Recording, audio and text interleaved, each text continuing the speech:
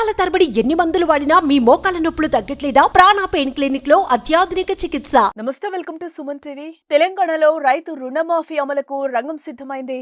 2018 December 12 నుంచి 2023 December 9 వరకు తీసుకున్న పంట రుణాలను మాఫీ చేసేందుకు యంత్రాంగం కసరత్తు పూర్తి చేసినట్లుగా తెలుస్తోంది. ఆగస్టు 15వ తేదీలోగా 2 లక్షల పంట రుణాన్ని మాఫీ చేయనున్నారు. ఈ మేరకు రుణమాఫీ మార్గదర్శకాలు ఏ క్షణమైనా విడుదలయ్యే అవకాశం ఉంది. రుణమాఫీ అమలు కోసం పీఎం కిసాన్ యోజన మార్గదర్శకాలు అమలు చేసే అవకాశాలైతే కనిపిస్తున్నట్లుగా తెలుస్తోంది. పీఎం కిసాన్ పథకం మార్గదర్శకాలు అమలు చేస్తే తెలంగాణలో 3 లక్షల మంది రాష్ట్ర ప్రభుత్వ ఉద్యోగులు, 1,50,000 మంది పెన్షనర్లు, మరో 1,50,000 మంది కేంద్ర ఉద్యోగులు రైతు రుణమాఫీ పథకానికి దూరం కానున్నారు. సుమారు 6 లక్షల మంది తగ్గే అవకాశం కనిపిస్తోంది.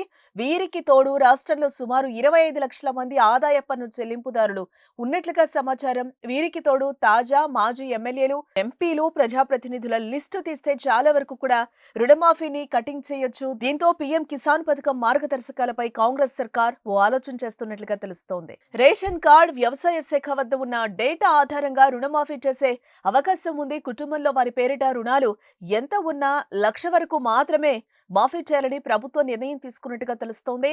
పంట రుణాల మాఫీకి రేషన్ కార్డు ప్రామాణికం కాకపోయినా కుటుంబాన్ని గుర్తించడం కోసమే రేషన్ కార్డు కీలకం కానుంది. మార్గదర్శకాలు విడుదలైన వెంటనే రైతు జాబితా తయారు చేయనున్నారు. బ్యాంక్ అధికారులతో కలిసి రైతు జాబితా రూపొందిస్తారు.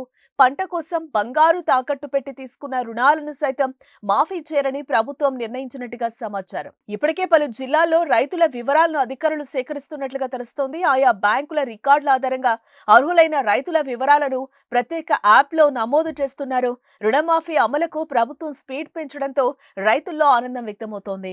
సుమన్ టీవీలో మీ పర్సనల్ అండ్ బిజినెస్ ప్రమోషన్స్ కోసం కింది నెంబర్ కి కాంటాక్ట్ చేయండి.